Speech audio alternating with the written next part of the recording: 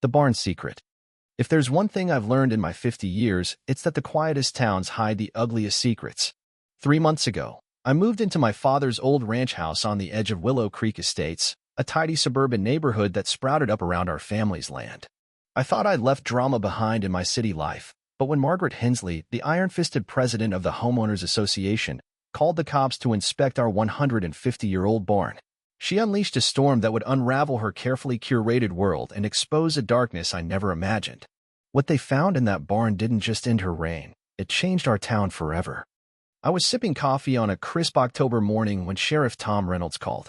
His voice was calm but carried that weight you feel when trouble's brewing. "James Hartley, we've got a complaint about your property," he said. "Need to check that barn of yours tomorrow." I'd inherited the ranch from my father, Walter Hartley, after he passed 6 months prior. As a retired accountant, I was more at home with spreadsheets than century-old barns, but something about the sheriff's tone and the fact that Margaret had filed the complaint set my nerves on edge. Willow Creek Estates had grown up around our ranch over the last 2 decades, turning open fields into rows of manicured lawns and HOA rules thicker than a phone book. Margaret Hensley ruled it all, her sharp eyes catching every untrimmed hedge or unauthorized mailbox color. When I saw her marching up my gravel driveway that afternoon, her heels clicking like a metronome, I braced myself. She clutched a folder like a weapon, her face tight with something more than her usual smugness fear. "Maybe. Mr. Hartley," she began, "that barn of yours is a safety hazard. I've seen lights moving inside at night. We can't have trespassers or worse."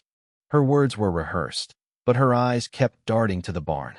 She knew details she shouldn't, where the door was, which window faced east, even the spot where the roof sagged. For someone claiming concern about suspicious activity, she was familiar with a building she'd never set foot in. I leaned against the doorframe, studying her. "Margaret, that barn's been locked for months. What's got you so worried?" Her answer came too fast. "It's my duty to protect this community." But the way she avoided my gaze told me this wasn't about community standards. That night, around 11 p.m., I caught a glimpse of movement outside. Peering through the curtains, I saw Margaret's silhouette circling the barn, her phone's flashlight probing the walls like she was hunting for something specific. She tested the door, checked the windows, and moved with a purpose that chilled me. What was she so desperate to find her hide? Sheriff Reynolds arrived at 9 a.m. sharp, trailed by a young deputy, Mike Larson. Margaret was there too, her folder still clutched tight, but the sheriff's skeptical glance at her set the tone. "This complaint's a bit odd, James," he said, shaking my hand. "Margaret's got a lot of specifics for someone who's never been on your land." Margaret's jaw tightened, but she led us to the barn with a confidence that raised eyebrows. She stepped over a loose patch of gravel and ducked under a low branch without looking moves of someone who'd walked this path before. The barn loomed ahead, its weathered beams a testament to my great-great-grandfather's craftsmanship. Sheriff Reynolds pried open the rusty padlock, and Margaret's voice cracked with sudden panic. "Sheriff, maybe we should call hazmat. If there's something dangerous inside," Reynolds ignored her, swinging the doors open. The air rushed out, thick with the scent of old wood and something sharper, unplaceable. Inside, we found what you'd expect: rusted tools, coils of rope, and ancient farm equipment. But Deputy Larson's flashlight caught something else: a heavy metal safe tucked under a tarp in the corner. Margaret's face paled. "Probably just old receipts," she said, her voice climbing. "Nothing for law enforcement." But Reynolds was already moving toward it, his curiosity piqued. Then Larson called from the back wall, "Sheriff, you need to see this." We gathered around a section of floorboards that didn't match the rest, newer, less weathered, with hidden hinges. Reynolds lifted the panel, revealing a secret cellar, 8 by 10 feet, lined with storage boxes. In the center sat a leather journal and a metal box, waiting like they'd been preserved for this moment. Reynolds opened the journal, and my father's careful handwriting stared back at us. The first entry, dated March 15, 2008, froze my blood. "Today, I saw something that changed everything I thought I knew about my neighbors." As Reynolds read aloud, a horrifying picture emerged. My father hadn't just been a quiet rancher. He'd been documenting a human trafficking network moving through our county. He recorded dates, license plates, and descriptions of vans that crept down the old ranch road at night, carrying what he called cargo that cried. One figure, referred to as MH, appeared reputedly a local official who facilitated the operation with forged permits. Margaret's protests grew frantic. "This is nonsense. An old man's delusions. But her eyes betrayed her.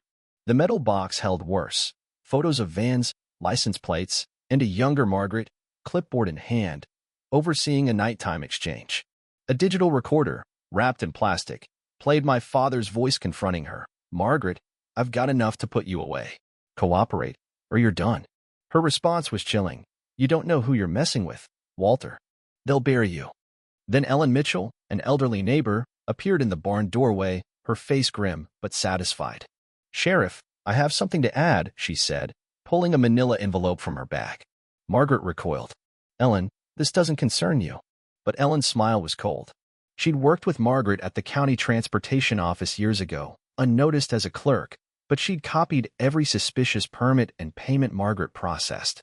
Her envelope held official documents, permits, registrations, and a memo with Margaret's signature authorizing humanitarian relocations that were anything but.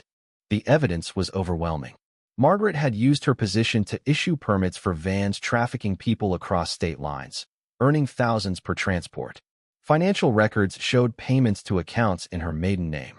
Ellen's photos, taken from her office window, captured Margaret's clandestine meetings. Worst of all, Ellen and my father had identified 30 victims' mothers, children, families torn apart by Margaret's permits.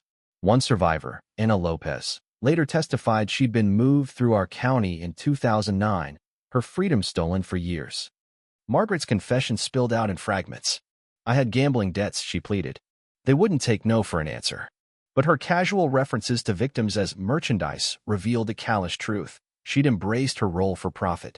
The final blow came when Ellen revealed my father's last email to the FBI, sent 3 days before his death, warning that Margaret planned to destroy evidence and that he feared for his life.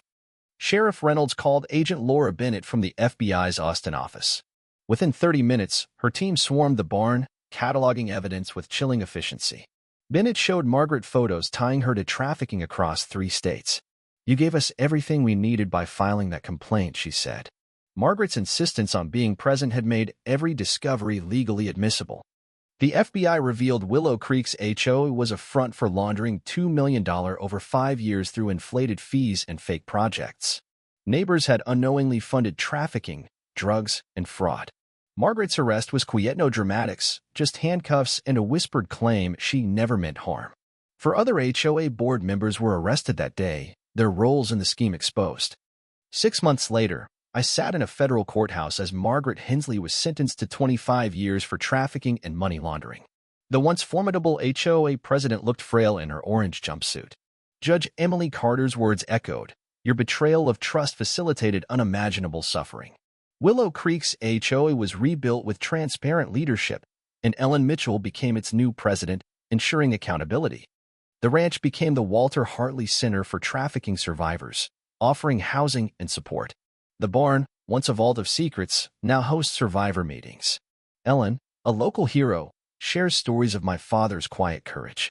A letter from him, delivered a year after his death, confirmed his sacrifice. "If my death exposes their crimes, it will have been worth it." Margaret's cooperation with prosecutors dismantled trafficking networks across 7 states, saving lives but not erasing her guilt. Operation Clean Sweep, inspired by our case, targeted corrupt HOAs nationwide, proving justice could ripple outward. Standing on my porch, I see the barn differently now, a symbol of truth's stubborn persistence. My father and Ellen showed me that ordinary people can topple giants when they refuse to look away. Margaret's fall wasn't just her defeat.